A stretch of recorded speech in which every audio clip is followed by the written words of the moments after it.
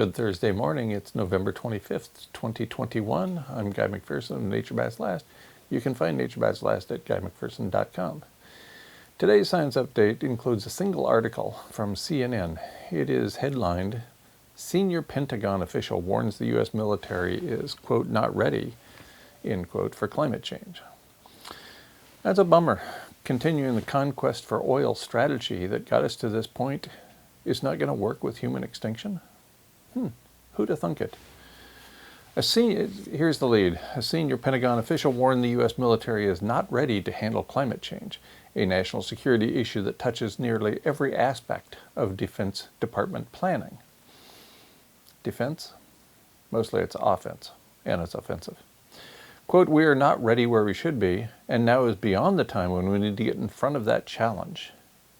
That's the quote from Deputy Defense Secretary Kathleen Hicks as she spoke to CNN. And there are a lot of problems here. They mention rising sea level, which is the least of our concerns. Hicks, the first woman to hold the Pentagon's #2 position, leads the military's different efforts on climate change. And that's got to be a miserable position to have. On a recent 2-day trip to Michigan, Connecticut, and Rhode Island, so the senior official is making 2-day trips to 3 different states and wondering about greenhouse gases in the atmosphere. Curious. Hicks saw work on the first generation of electric military vehicles, including an electric light reconnaissance vehicle at GM Defense. As the civilian automotive industry goes green, the Pentagon will follow. Not lead? These are the people who have all the money and all the access to everything, and they're going to follow the civilian response? Curious. And here's the quote again from Hicks, "If we don't follow and be part of the solution, we will be left behind and our vehicle fleets won't be able to respond." Yeah, duh. The fight against climate change has been a cornerstone of the Biden administration's agenda, while not talking at all about the dire straits we're actually in, and never mentioning the near-term ice-free Arctic Ocean. In his first week in office, President Joe Biden signed an executive order that put climate crisis at the center of foreign policy and national security. Quote, "There is little time left to avoid setting the world on a dangerous, potentially catastrophic climate trajectory," end quote, Biden wrote in the order. Yeah, that ship already sailed, folks. This is a huge challenge, obviously, and not merely for the Department of Defense, not merely for the U.S. government, for all of us, because I don't think there's any way at this point to prevent a near-term ice-free Arctic Ocean. And given that the Arctic is the planet's air conditioner, that bodes particularly poorly for those of us who want habitat retained for humans on Earth. Continuing with the article from CNN, the number of personnel days for National Guard members fighting wildfires in the western United States has increased more than tenfold, from about 14,000 5 years ago to 176,000 this year. That's a profound increase in firefighting activity because the world's on fire. Climate change will be folded into the updated National Defense Strategy due next year. It's always next year, isn't it? It's always next year that the real action is going to be taken.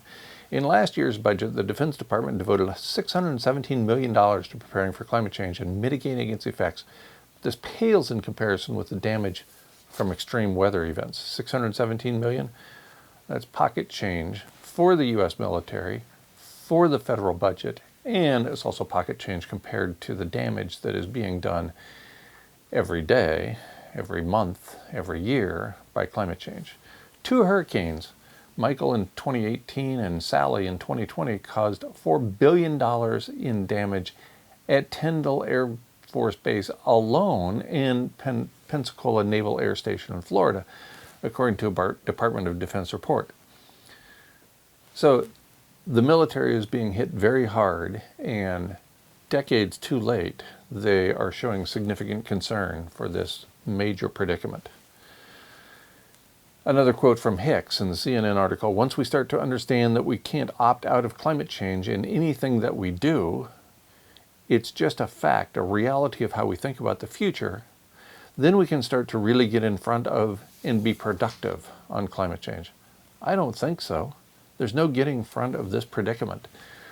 We are way behind in responding to the predicament, and given that the aerosol masking effect has been about the same as it is now for 100 years, I think it's a little too late to start making mitigative measures. Furthermore, as an indication of the Defense Department and how much they really think about this issue, the Defense Department, this is from the CNN article again, the Defense Department did not send a top representative to the recent COP26 conference on climate in Glasgow, Scotland. Well, there you go. But again, Hicks welcomed the conference as an opportunity for key players, but not the military, to participate in doing something about climate change. She says the United States can do a lot to help this world problem, but it can't do it alone. This is leadership? It can't do it alone. We do conquest for oil every single day, and we have for my entire life in this country, but we can't lead on the most important topic in human history. Okay, I misspoke. I have a second article that goes hand in hand with this article from CNN, this one from Yahoo News, the naive fantasy of global action on climate change. Oh, this is a complete turnabout from what the Defense Department wants you to know, wants you to think about. The United Nations Climate Change Conference, COP26, concluded in Glasgow on Sunday with predictable results. Entirely too predictable, in my opinion. After 2 weeks of negotiations, delegates managed to reach an agreement that split the difference between the interests of participating countries. Of course, it's all about compromise. Official sources praised the deal as a step toward the goal of controlling global warming, while critics denounced the incremental process as failure. The whole script could have been written in advance. Indeed. 26 times in advance it could have been written. Without anybody traveling to Scotland at massive carbon cost. Of course, something could have been done. The whole script could have been written. It could have been written 26 years ago when the first attempt was made to do nothing. The next phase is predictable too, according to the Yahoo News article. One by one, rich states will abandon commitments to emissions reduction that were already watered down from initial targets. Well, yeah. You can't expect anybody in the United States, the most privileged nation perhaps in the history of the world, to actually give up some privilege. Can you? That would be asking a little too much. Then pressure will build to repeat the entire pointless process again. This is a direct quote from the Yahoo News article. That scenario would provide plenty of work for diplomats and NGOs, but it will do little to advance the nominal goal, the so-called goal of this and the 25 previous conference of parties. The solution isn't another conference. The underlying problem is that international climate negotiations are based on a deeply naive understanding of collective action. This model of global cooperation to stop climate change is a fantasy. That's the line of these two articles that makes the most sense to me. We can think about it. You can hardly get your favorite person, your partner, to negotiate a settlement on who's going to wash the dishes tonight. And we're trying to tackle something as enormous as climate change involving every nation on the planet. The rest of this article at Yahoo News is well worth reading. So I encourage you to take a skip over to guymcpherson.com, where this article is embedded upon release of this video, and look at just absolutely how hilarious the ongoing efforts are. And by hilarious, I mean deeply tragic, because they're going to cost us all our lives. Environmentalists might dream of climate commandos willing and able to act where governments won't. And that certainly would be a dream. But in the real world, states simply aren't going to embrace the kind of changes that would be necessary to make a difference. No, I don't think there's any changes that can make a difference, except perhaps the mere reflection framework.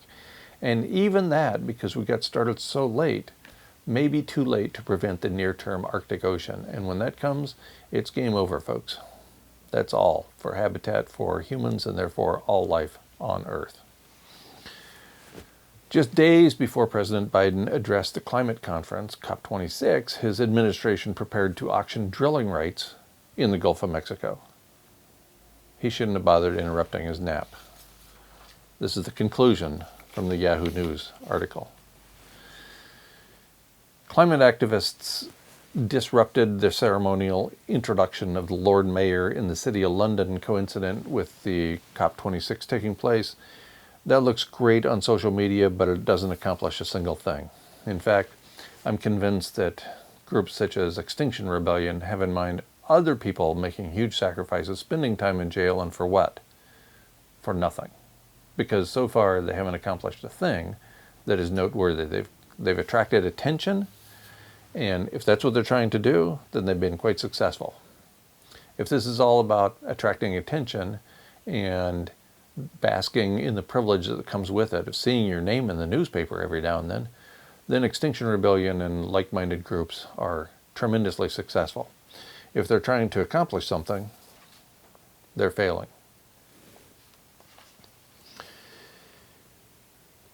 Even if they're seeking a less dystopian vision of a warmer future than the Mad Max films, they do involve a harsher, more competitive, even less egalitarian world in which countries look out for themselves more than they make empty plans to work together.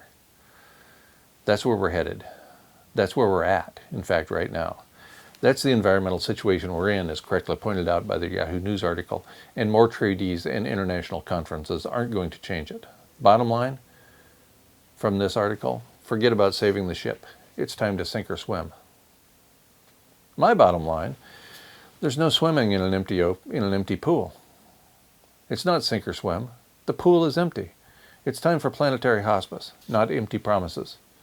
It's time to move on with our lives and do what we need to do to accept and act accordingly in light of our near-term demise. Thank you so much for your attention. Please like, subscribe, and hit the bell to receive notifications of future videos. Become a member of this channel to receive additional perks at as little as 99 cents a month.